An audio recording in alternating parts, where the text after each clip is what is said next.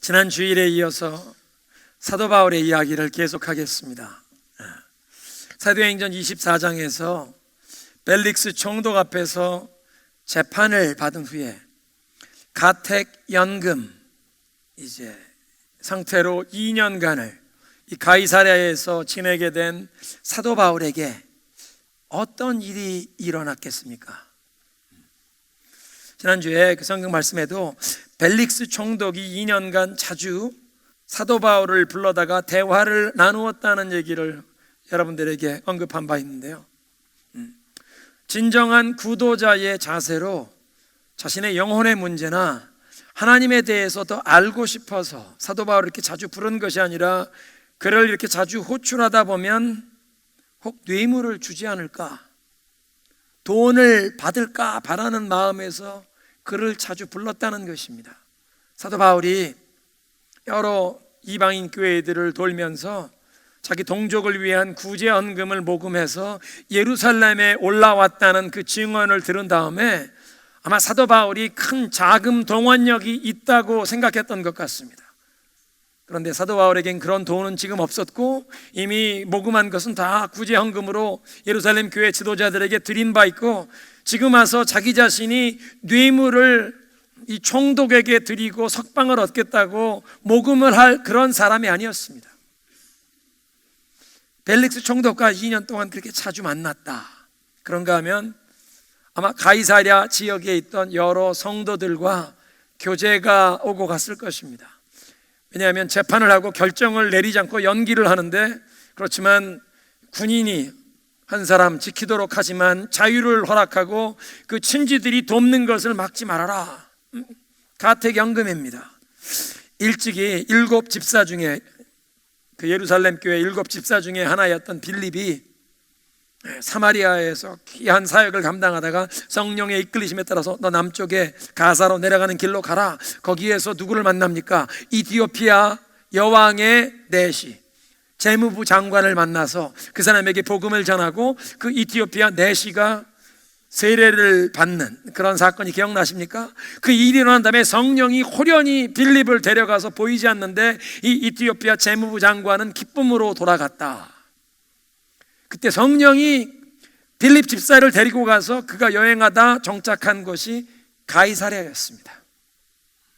그리고 사도 바울이 이 이방인 교회들을 돌면서 사랑의 헌금을 모금해서 예루살렘에 올라오는 길에, 가이사랴가 예루살렘으로 올라오는 길목에 있는 항구 도시이기 때문에 가이사랴를 거쳤는데, 사도행전 21장에 보면 가이사랴에서 빌립 집사의 집에 들어가 유숙했다, 그런 말씀이 있습니다. 아마 불과 2주 전의 일일 것입니다. 빌립 집사님 집에서 이틀을 묵었는지 묵은 다음에 예루살렘으로 올라가서 한 일주일 있었다가 유대인들에게, 폭도들에게 붙잡혔고, 그 다음에 그곳에서 가이사랴 총독부로 밤에 무장한 로마 군인들의 호위를 받으면서 호송되어서 5일이 지난 다음에 재판이 열렸습니다. 그러니까 2주 전에, 예루살렘 올라가기 전에 바로 그 도시 가이사랴에서 빌립 집사님 집에 머물렀던 적이 있었다면, 이제 사도 바울이 2년 동안 가이사랴에서 연금 상태로 지낼 때 빌립 집사를 중심으로 가이사랴에 있는 성도들이 사도 바울의 모든 필요를 채워주고자 아마 매일매일 교대가 있었을 것입니다. 저들이 사도 바울 면회도 가고, 또 사도 바울이 외출을 하고 신방을 하면서 구역 모임을 할 때, 선교회 모임을 할 때 사도 바울 오셔서 우리 말씀을 전해주세요, 식사도 같이 하십시다. 아마 매일 교제가 있었을 것입니다. 그런가 하면 사도 바울을 감시하던 군인들과 바울 사도의 관계가 가꾸어져 가면서 몇 달 지나가면서 그들에게 복음이 전해지는 전도의 열매로 연결되지 않았겠습니까? 사도행전 10장에 보면 이탈리아 부대라고 하는 이탈리안 레지먼트에 이 로마인 백부장 고넬료라고 하는 사람이 베드로를 초청해다가 자기 집에 자기 친지들, 가족들을 다 모아놓고 베드로에게서부터 하나님의 말씀을 기다리면서 말씀을 받는데, 베드로가 그들에게 그리스도의 복음을 전하는 가운데 설교를 이들이 듣다가 하늘에서 성령이 그들에게 임해서 막 이들이 방언을 하기 시작하니까 베드로를 따라갔던 유대인들, 할례 받은 유대인들 6명이 깜짝 놀라서 하나님께서 유대인들만 아니라 이방인들에게도 성령을 부어주시는구나. 베드로가, 야, 하나님께서 이 사람들에게 성령으로 세례를 주셨는데 우리 사람이 무엇이라고 이들에게 물 세례를 주지 않겠느냐. 물 세례 주자. 이 이방인들이 성령 세례를 받았던 사건이 일어난, 그래서 그것을 오순절, 이방인들의 오순절이라고 부르는데요, 그 이방인의 오순절이 일어났던 고넬료의 집이 가이사랴에 있었습니다. 그런데 지금 사도 바울이 예루살렘에서 가이사랴로 호송되어서 그 로마 총독 관저에 헤롯 궁에 머물게 된 그때는 그 이방인의 오순절이 있었던 지 20년 후의 일이기 때문에 아마 백부장 고넬료는 이미 로마 군대에서 은퇴를 했을 것입니다. 그런데 다른 로마 군인들이, 사도 바울을 지키라는 임무를 수행하는 군인들이 매일 사도 바울 옆에 붙어 있으면서 사도 바울을 찾아오는 이 성도들과 함께 교제하고, 그들이 찾아와서 사도 바울에게 신앙 상담을 하고 기도 제목을 내놓고 함께 기도하고 말씀을 전하고, 또 이들이 사도 바울을 초청해서 자기 가정으로 모시고 갈 때 이 지키는 군인도 함께 따라가서 구역 모임에 참석해서 함께 말씀을 듣고 기도하고 식탁 교제를 나누는데 함께 참여하면서 아마 이 로마 병정이 하나님의 말씀을 마음에 믿게 되었을 것입니다. 사도 바울이 전하는 메시지가 그냥 말로만이 아니라 옆에서 몇 주, 몇 달을 함께 지내면서 보니까 이분은 진짜다.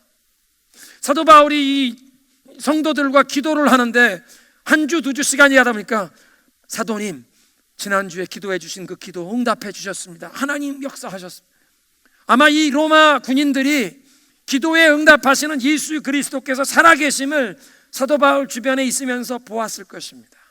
예수를 믿게 되었을 것입니다.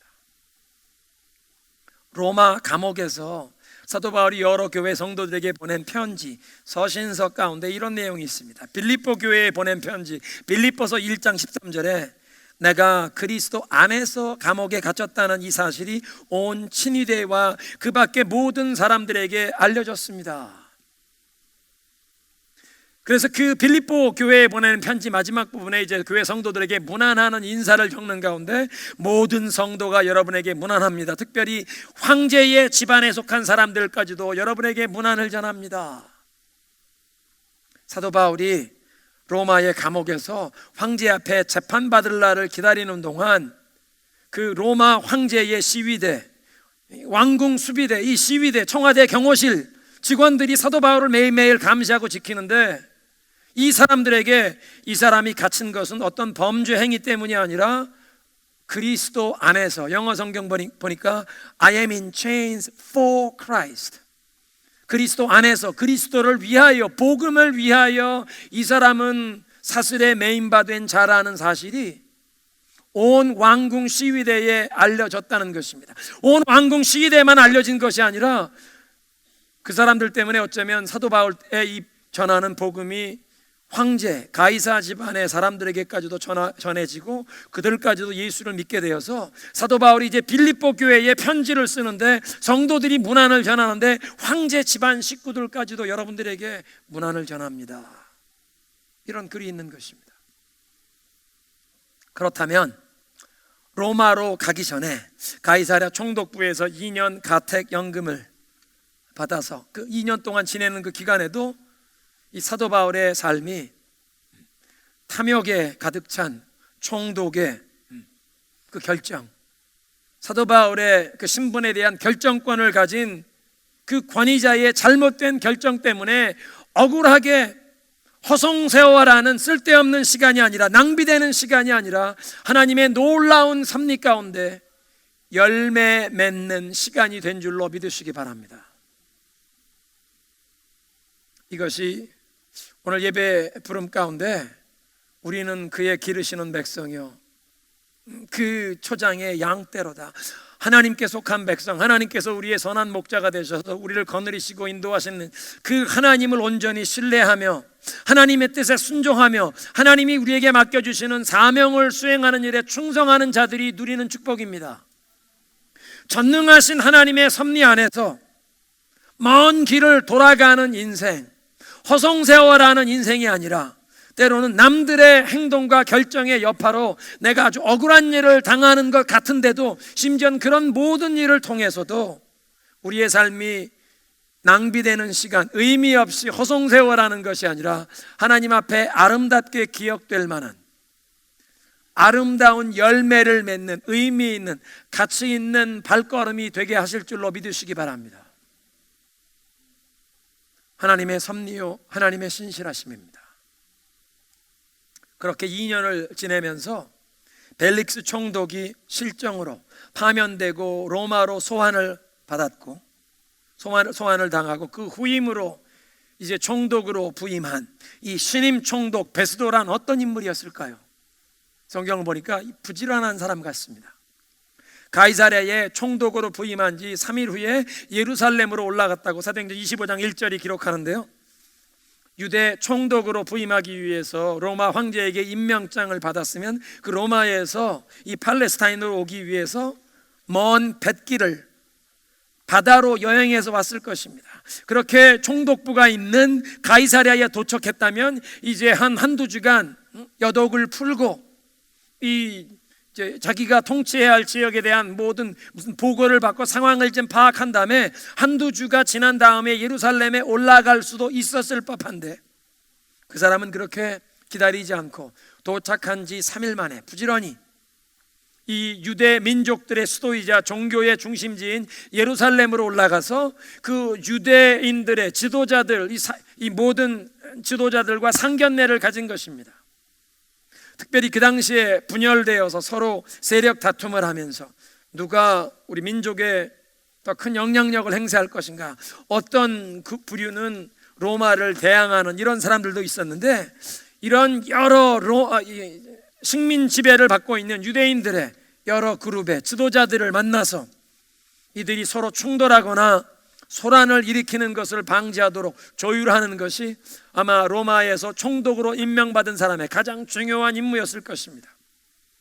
로마의 역사가인 조세푸스의 기록에 의하면 이 베스도가 주후 60년에서 62년, 길지도 않습니다. 한 2년 3년의 기간을 팔레스타인 지역의 총독으로 근무했는데 재임하는 기간 현지에서 병들어 죽습니다.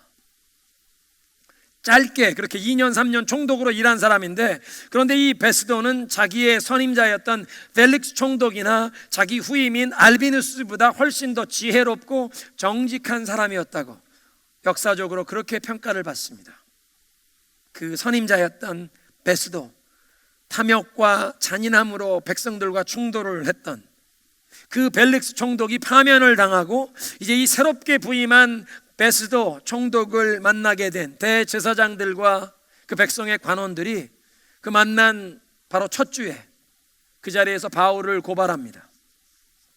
유대 민족과 원만한 관계를 맺기 원하는 이 총독에게 당신이 우리들에게, 우리 백성들에게 호의를 베푼다는 뜻에서 우리가 페이버 하나, 부탁을 하나 드립니다. 이걸 좀 들어주시오. 그 부탁이 무엇이냐면 바울을 총독부가 있는 가이사랴에서 이 예루살렘으로 옮겨달라, 여기서 재판을 하자.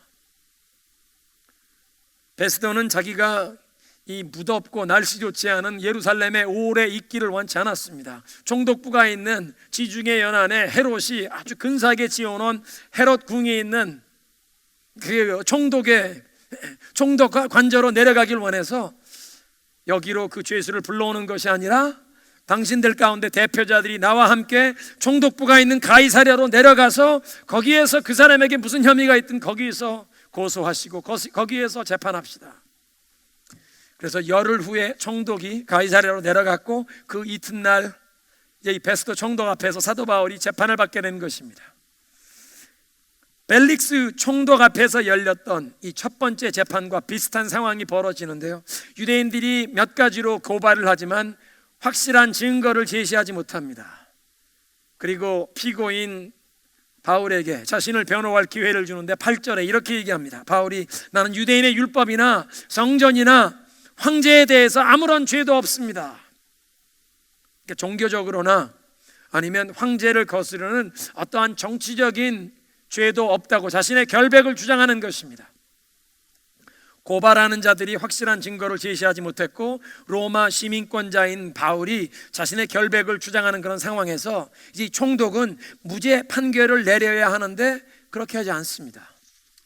왜냐하면 그 총독 전임자였던 벨릭스 총독이 유대민족과 자꾸 충돌하다가 백성의 대표들이 로마의 황제 네로에게 상소장을 올리는 바람에 파면당하고 소환을 당했는데, 그래서 이제 후임 총독으로 새롭게 부임한 베스도는 이 백성의 유력한 지도자들이 다 한마음이 되어 막 고소하는, 고발하는, 이 미워하는 바울을 그 모든 사람들 앞에서 무죄 판결을 내리고 석방시켜버렸다간 유대인들과 관계가 첫 단추부터 잘못 끼우는 것처럼 아주 얽히게 되는 것이 신임 총독의 입장에선 너무 곤란했을 것입니다.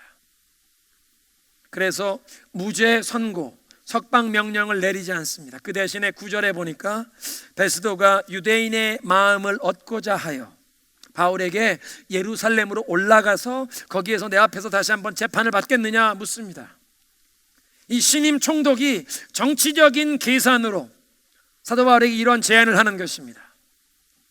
사도 바울은 이 자신이 자기에게 얼마나 많은 위험 부담이 있는지 알았습니다. 가이사랴에서 예루살렘으로 올라가는 길은 100km, 약 60마일입니다. 부지런히 가도 이틀 길이 되는 가이사랴에서 예루살렘으로 올라가는 길에서 중간에 암살을 당할 수도 있고, 그 올라가는 길이 아니라도 예루살렘에 도착해서 예루살렘 시내에서도 자신을 죽이려고 하는 암살 계획이 있었던 것을 압니다. 또 로마 군인들이 자기를 철저하게 지켜주어서 암살을 당하지 않는다고 해도 예루살렘에 자신이 올라간 다음에 그 유대민족 지도자들이 총독에게 그 총독 관할로 재판을 하지 말고 우리 유대인들의 이 사내들인 공회에서 재판을 하도록 재판 자리를 옮깁시다.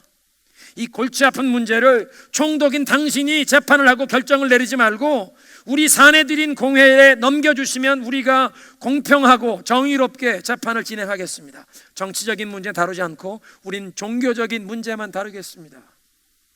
아마 그렇게 제안하면 총독도 이 골치 아픈 재판권을 자기가 다루지 않고 넘겨주었을 것입니다. 그리고 사내들인 공회에서 재판을 하면 이 재판의 판결권이 로마 총독에게서 대제사장에게, 사내들인 공회를 인도하는 대제사장에게 넘어가고 그들이 성전 모독죄를 가지고 재판을 하면 사형 언도를 내릴 수 있습니다. 성전 모독죄는 사형 언도를 내리는 것을 로마 제국도 인정하던, 이 유대 민족을 통치하던 로마 제국도 인정하던 상황이었습니다.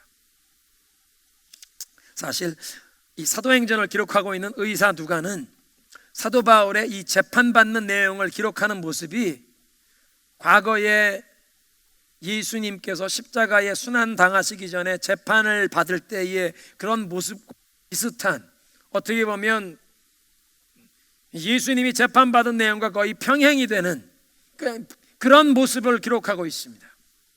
유대인들이 예수님을 고발한 것도 세 가지 죄목인데요, 율법을 어기고 성전을, 그리고 황제에 대해서 죄를 지었다는 것입니다. 율법을 어긴 부분은 예수님께서 안식일을 제대로 지키지 않는다, 안식일에도 환자들을 고치고, 그러니까 안식일 우리의 이 장로들의 유전과 간습을 지키지 않는다. 두 번째로 이 성전을 헐라 3일 만에 내가 다시 일으키리라, 예수님 말씀하신 내용이 당신의 몸을 가르쳐서 십자가에 달려 돌아가시면 3일 만에 부활하실 것을 말씀하시는데, 그런 상징적인 예언적인 언어를 깨닫지 못하고 성전을 허물라고 했다, 성전을 모독하는 죄를 범했다. 세 번째로 자신을 하나님의 아들이라 왕이라고 했으니 이건 황제를 거역하는 죄라, 그렇게 고소했습니다.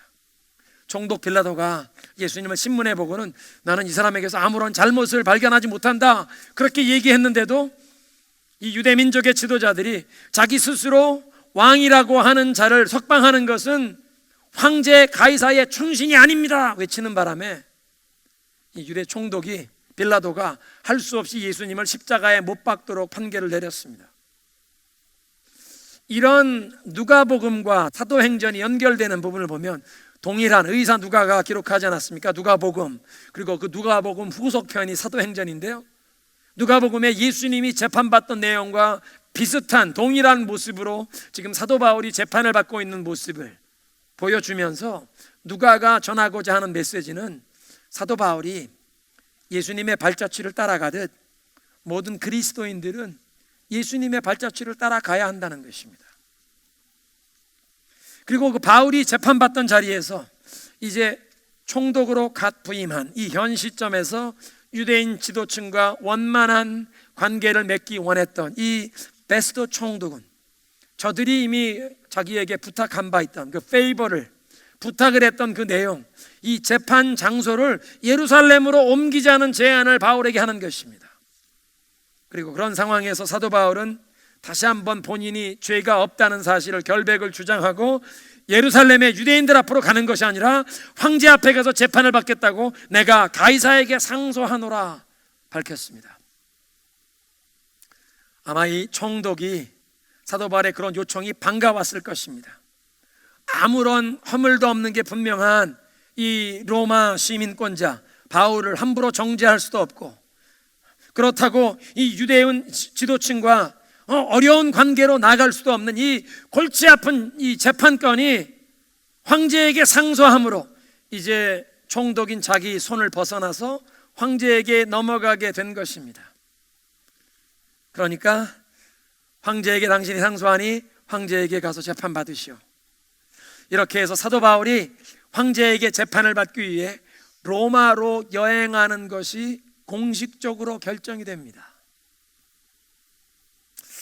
유대인 지도자들이 사도 바울을 미워해서 그를 암살하려는 계획을 추진하고, 신임 총독은 유대인들의 마음을 얻고자 하는 정치적인 계산 때문에 무죄를 선고하고 석방하기보다 예루살렘으로 바울을 옮겨서 이 재판 장소를 바꾸자는 바울 사도가 용납할 수 없는 제안을 하고, 그것 때문에 사도 바울이 황제에게 상소를 하는 일을 통해서 사도 바울이 그동안 그렇게 오랫동안 방문하고 싶었던 로마 방문의 계획이 공식적으로 확정이 되었습니다. 사실 사도 바울에게 로마를 방문하는 것은 그에 있는 버킷리스트의 제일 중요한 목록이었습니다. 버킷리스트, 꿈처럼 꼭 이루고 싶은 버킷리스트의 제일 중요한 목록. 로마의 영토 중에서 아시아 지방의 가장 큰 도시였던 이 에베소에서 3년간 교회를 개척하고 그 교회를 양육하던 사도 바울이 에베소 사역을 종료할 즈음에 로마를 방문하고 싶은 계획을 이렇게 밝힙니다. 로마서 사도행전 19장인데요. 이 일이 있은 후에 바울이 마게도냐와 아가야를 거쳐서 예루살렘에 가기로 작정하여 이르되 내가 거기 갔다가 후에 로마도 보아야 하리라. 나 로마를 꼭 방문하고 싶다. 버킷리스트입니다. 지중해 연안에 로마 제국을 종횡무진 누비고 다니면서 복음을 전하고 교회를 개척하던 사도 바울의 마음에 품었던 꿈, 소원과 같은 것이 제국의 수도인 로마를 방문하여 그곳에 복음을 전하며 그리스도의 이름으로 깃발을 꼽는 것입니다. 마치 에베레스트산 등정하듯이. 그런데 고린도에서 겨울을 보내면서 이제 로마에 보낸 편지를 보면 사도 바울이 로마를 여러 번 방문하려던 것이 막혔다.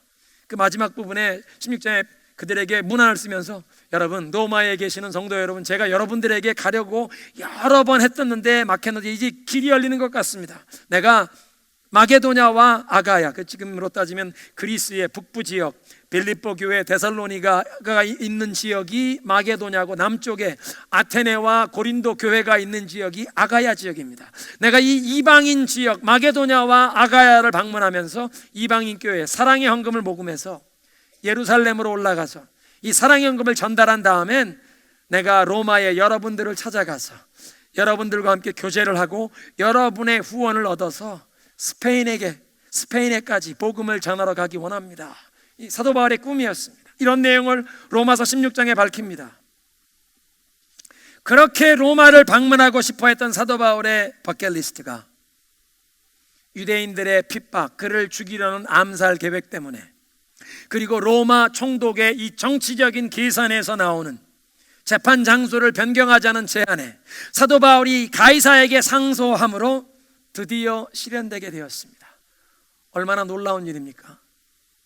하나님의 뜻에 온전히 순종하면서 하나님께서 맡겨주신 사명에 충성하는 삶을 살다 보니 악인들이, 원수들이 대적하고 죽이려는 이 핍박의 암살 계획을, 또 그 바울의 신분에 대해서 절대적인 결정권을 가진 이 권위자의 이기적인 정치적인 계산까지도 다 합력하여 사도 바울의 버킷리스트, 꿈이 이루어지는 길을 예비하시더라는 것입니다. 또 이런 일련의 사건들로 인해서 사도 바울에게 하나님이 주셨던 예언의 말씀, 약속의 말씀이 하나씩 이루어지게 하십니다.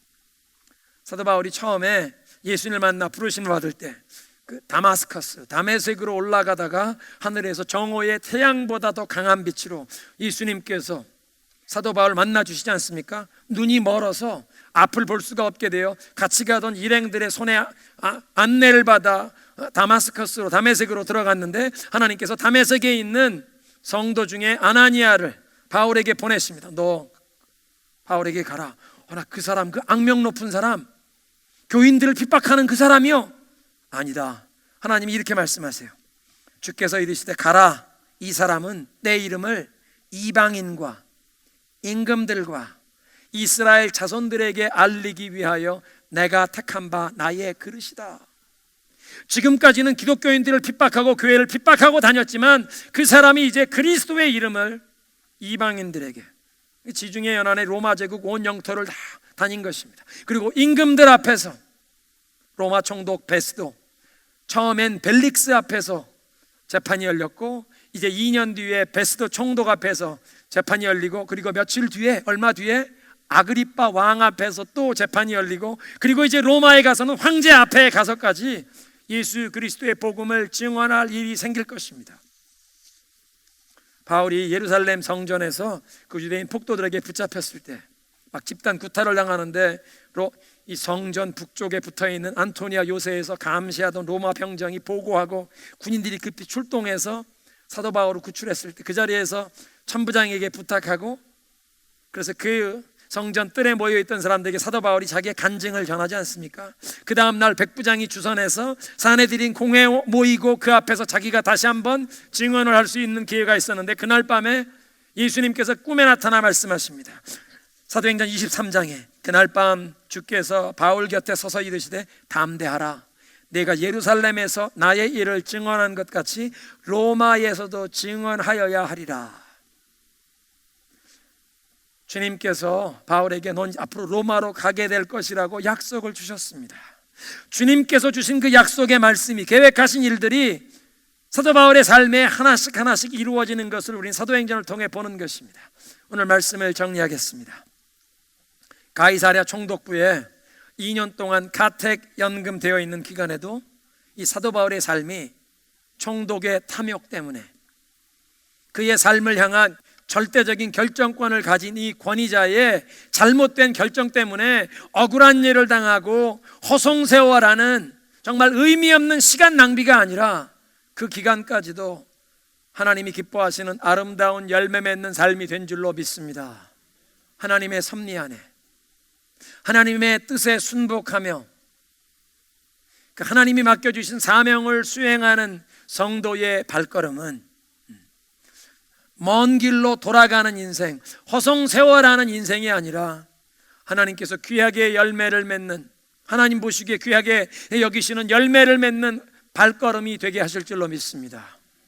그러니까 가이사에게 상소해서 이제 로마로 가는 바울의 여행길이 공식적으로 확정이 되는데, 하나님의 뜻에 순종하며 이 사명을 수행하다 보니까 대적들이, 원수들이, 미워하는 사람들이 죽이려고 하는 계획을 세우고, 또는 총독이, 권위자가 잘못된 결정을 내리는데 그 모든 일까지도 다 합하여 사도 바울의 삶에 그동안 그렇게 소원하던 버킷리스트가 이루어지고 하나님의 약속의 말씀이 이루어지는 이런 놀라운 역사가 사도 바울의 삶뿐만 아니라 우리의 삶에도 일어나게 하실 줄로 믿습니다.